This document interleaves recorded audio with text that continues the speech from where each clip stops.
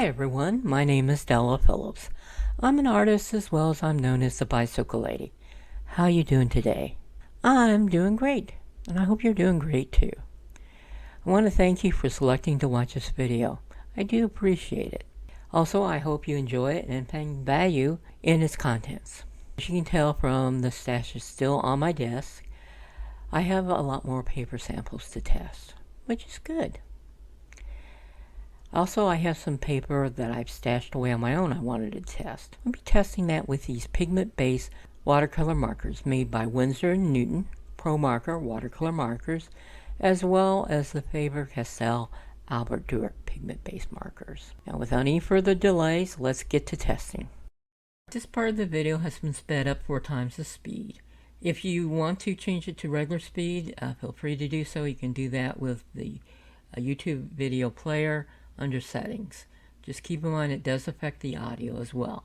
The first testing, as you can see, is with the Paul Rubens 100% cotton hot press paper.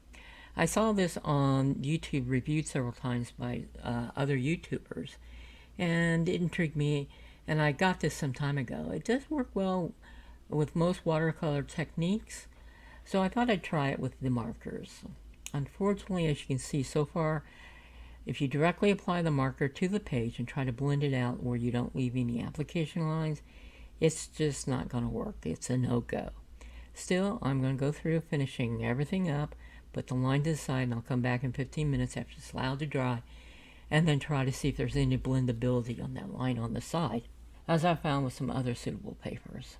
Next up is some more samples by Dick Blick. This time, this is of the Dick Blick papers themselves. I have 3 samples. One is of the Dick Blick paper, which is more of an economical. It's a blend of cotton and cellulose. It is pH neutral. They do, I believe, advise not to soak them and stretch it. It might not be well with the paper. I don't know. Now, that was the Faber-Castell Deep Red Scarlet applied, and as you see, it doesn't really blend out hardly. Sepia, there's almost no blending whatsoever. That's from the Winsor Newton line, the Winsor Newton Prussian Blue.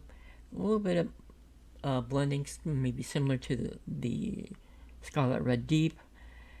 And now for the rest of the colors, like the Cadmium Red, the Permanent Rose, now the Hooker's Green Deep. You're seeing very little of none of the blending. Now finishing up to the Faber-Castell Cold Gray 6, and there's no blending, so that's a no-go on that. For the other 2 papers, one is the Premium Hot Press Dick Blick, and one is the Premium Cold Press. I had high hopes for this since I was told the Dick Blick papers are actually made by Fabriano. However, this hot press paper, you cannot blend it totally out. It is showing the lines. I found that to be quite the opposite when you deal with the Fabriano, like the X or whatever. You do have very good blending, as you saw from prior testing.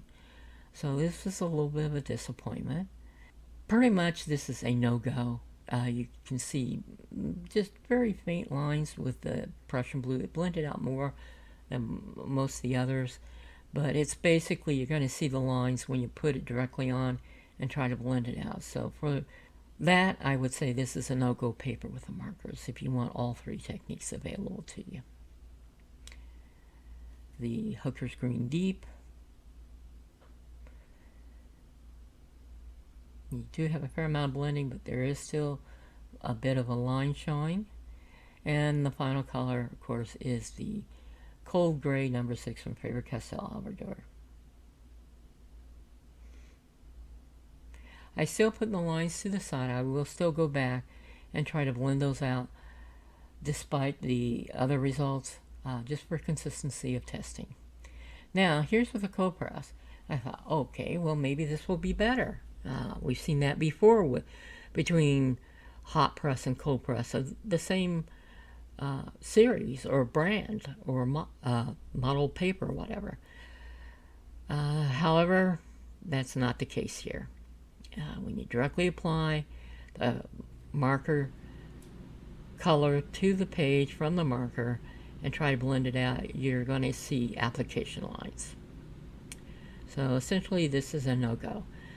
And you see that I'm still using the same colors, the Faber-Castell Albrecht Durer Scarlet Red Deep, then the Winsor Newton Sepia, the Winsor Newton Prussian Blue, of course, Promarker, watercolor markers, as well as the Cadmium Red, and now the Permanent Rose, and the Hooker's Green Deep. Next will be the Faber-Castell Cold Gray number 6. Still, I will go back and test these papers after they sat for 15 minutes for the line on the side to see how blendable it is. Okay, it's been 15 minutes. So let's go back and check. And as you can see, there's definite lines you can see in all those samples from the trying to immediately blend. Looking at trying to blend them, you see a moderate amount of blending with the Prussian Blue, the Cadmium Red, a little bit less blending, but close. Now the Hooker's Green is about a moderate amount. Overall, I would say this is a permanent no-go. Now with the Blick paper, that's the combination of the cotton and cellulose, and almost no blending, a slight bit on the Hooker's Green and Prussian Blue. Essentially a no-go on that paper as well. Now for the premium. First, the hot press. A little more blending out than with the cellulose cotton blend, but still, it's not workable. So I'm going to say that's a no-go, where you can apply the marker directly to the page and use some different techniques such as blending it totally out, or after it sits 15 minutes, blend out most of it and just have a hint of a line. This paper is just not going to allow you to use those techniques. Doesn't mean it's bad paper, it's just not the right paper for these techniques. Now for some further testing. This is some paper samples I was very happy to get because I wanted to test them specifically. Because I've heard about this paper. This is the Canson Heritage Lockwell. It has been marketed as an alternative to Arch. Now I have both the hot press, the cold press, and I also have a sample of the raw. So thank you, Jake Black. It is, as they say, internally and externally sized with non-gelatin sizing. And of course, it's archival, pH neutral type thing, 100% cotton. Still, the performance shows with the markers, it's a no-go because you cannot really apply the marker, whether it's Faber-Castell Albrecht Durer line or the Winsor Newton Promarker watercolor line, and blend it out and leave no color application lines. So I'm going to go through and try to blend out that line over to the side after I let it sit for 15 minutes. So it's a bit disappointing. Maybe the cold press will do better. Now the cold press texture is a bit rougher. It's very similar to that of the Arch cold press that did so well actually with the markers. But in this case with the Canson Heritage Lockwell, that is not the case. It pretty much performed very similar to the way the hot press version performed. In other words, you really can't blend out the color from the markers once you apply it to the paper, or very little. So for that technique, this paper would be a no-go. It doesn't mean it's not great paper for other things, but it's just not good if you want to use that type of technique with the watercolor markers, at least the pigment-based ones. This one is the rough paper. This could be a bit wearing on your tips because it is quite rough, but still I wanted to test it. I was being careful when I apply the marker to the page. Still, as you can see already with the Faber-Castell Deep Scarlet Red, there's no blendability once you apply the marker directly to the page. Same thing with the Winsor Newton's colors such as the Sepia. There's some more blending of the Prussian Blue, but still a lot of the application line left. It's like the marker just pretty much soaked in immediately, so you just couldn't move the color around. And I don't know, they say it's internally and externally sized. Maybe it's the type of sizing used. I don't know. But as far as this paper goes, trying to do that type of technique with the markers, it's a no-go. Alright, it's been 15 minutes. I'm going to go back and let's see how that line does to the side after it's been allowed to dry for 15 minutes. As you can see, there's almost no blendability from the line. Maybe a hint with the Hooker's green, a hint with the Prussian blue, but it's just a hint. Similar type of result as you're seeing here between the hot press Canson La Aquarelle as well as the cold press Canson Heritage La Aquarelle. So the paper right now is a no-go. Finally is the rough brush. And again, it's the same thing as the prior two papers from the La Aquarelle Canson Heritage. And for this technique, it's a no-go. It doesn't mean it's wonderful paper and cannot be used with other type of techniques or mediums. Now for the final testing, I do have some paper from Stonehenge. I do like using the Stonehenge with various techniques. It is a softer watercolor paper, as people have noted. We're using mass may not be advisable. It can tear the paper slightly, but it can be very useful with other types of watercolor techniques.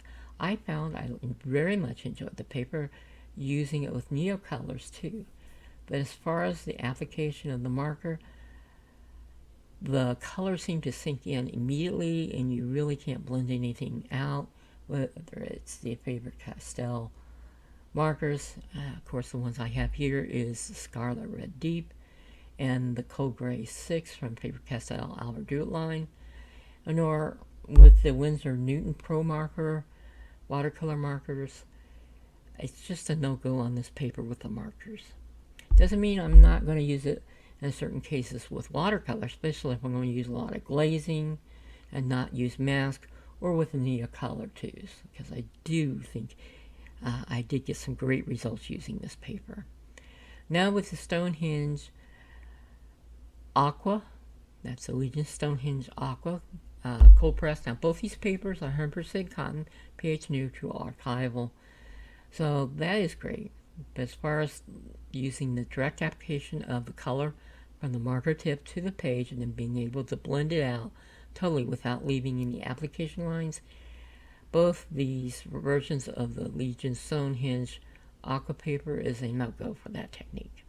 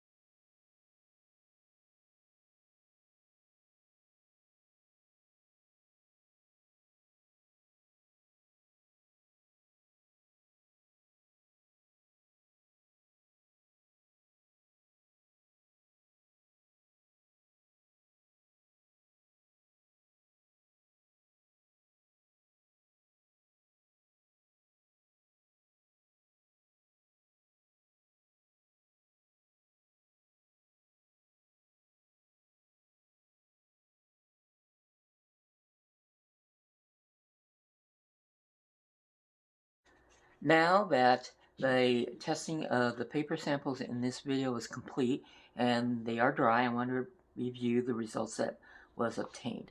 First up is the Paul Rubens. It is 100% cotton, hot press, and as you can see, as far as using the technique of directly applying the color from the marker to the paper and then blending it out and wanting to get that totally blended out where you will not see an application line, basically is a failure on this paper. So that would not be a paper I'd want to use for using that technique. Now, next is the Blick samples. Thank you again, Blick, for providing these samples. This is the Blick watercolor paper, and it does have a percentage of cotton in it. However, it is still an economical paper. It's part cotton, part cellulose. And I believe they even state not to soak the paper to stretch it, because that would not be good and you would have bad results. I don't know, you may want to check on that. Still, it is a quality paper. It feels quite nice. It's a fine cold press surface, not horribly rough, or very rough at all, actually. Again, using the technique of applying the color from the marker directly onto the paper and then blending it out and trying to blend out the color totally without leaving any application lines, again, is a failure. So if you want to use that technique, which is what I do, I want to have that as an option, I would not use that paper. That would not allow that. Next, let's see how the Blick Premium paper is done. I have two samples of that, both the hot press and the cold press. This here is the hot press Blick Premium paper. It seemed to do a little bit better than the prior economical paper. It is 100% cotton. It has a very, very slight texture, so it's not quite as smooth or slick as the Arches, just to give you a reference point. Still very nice, high quality paper. I like it a lot. However, when I did do the direct apply of the markers, both Faber-Castell and Winsor Newton, and then blended it, trying to blend out absolutely all the colors so you have no application lines left, you do see application lines on. I think maybe one color and just a hint of another. You blend, looks like it almost blended out. But overall, this is a fail to use that technique on this paper. So that would not be a paper I would use if I wanted to use that technique. Next up is the Blick Premium Cold Press. And it's basically almost identical to the result of the hot press. It's still a very nice paper. You do have a bit of a texture, not a whole lot, a relatively fine cold press texture. You're still going to see the lines if you directly apply the color from the pigment watercolor markers and then blend them. So wanting to use that technique, this would not be a paper to use, so I'm calling that a fail.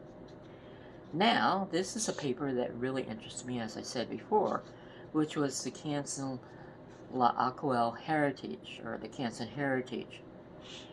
This is basically marketed, or at least the way it was explained to me, as an Arches competitor, or very much like Arches, or Arches, however you pronounce it.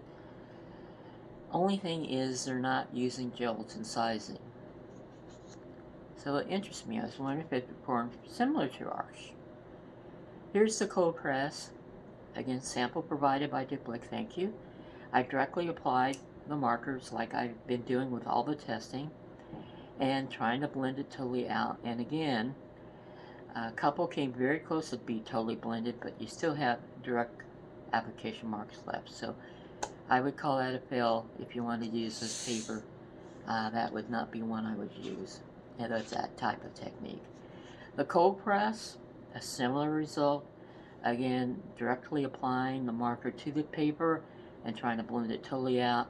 We're still having the ghosted lines or application lines showing through, and they're not blended. Again, a fail. Not really usable for the technique of directly applying the color. And the third sample, which is the L'Aquarelle Canson Heritage Rough. It is a fairly rough texture, very, very similar to Arches. Again, applying the color directly from the marker to the page and then blending it out, I still have lines I cannot totally blend out. So if I wanted to use that technique, this would not be a paper I would use. So in assessing for usage with that technique, again, this is a fail. Now I also use Legion. Legion is known as a soft paper, and there's good reasons sometimes to have a soft paper. Not highly sized, but again, in both cases, there's similar results with the Stonehenge hot press and cold press. I applied the marker. Basically, the marker color sunk into the paper almost immediately, and very little blending. Other times, it's nice to use conventional watercolor using this technique, as because then you can lay down the color. Once it dries, then when you start glazing over it, it helps not to have colors underneath moving. So that is the results from testing of the papers in this video. I do have some more papers to test. I did receive some samples with Winsor Newton, so the next video I'll be testing that, plus a couple others I was able to round up. And then I've decided to separate this additional video out where I will go through all the paper samples from all the videos I've tested and pull together a summary of everything. So if you have any comments, or if you know the performance of some other papers I have not tested, or have any suggestions, please comment. I really enjoy hearing from you, and I promise I will respond to all comments promptly. Thank you again for watching. And please, if you find this video to have value or entertainment, please subscribe and click that like button. Until next time, you have a good day.